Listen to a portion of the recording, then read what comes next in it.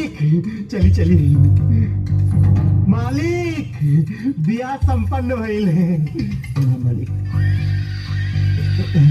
खुश रहा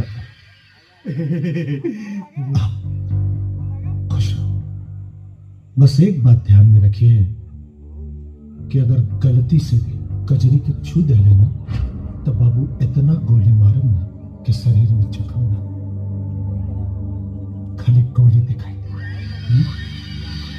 अगर वो हमारे पास आवे की कोशिश कर तो हम का करें इहो बता दी। तो सोच तोरा दिमाग में जवन भूसा भरल है ना उनमें कौन ऐसा उपाय सोच कि 21 दिन तक कजरी तोरा से दूर रहे।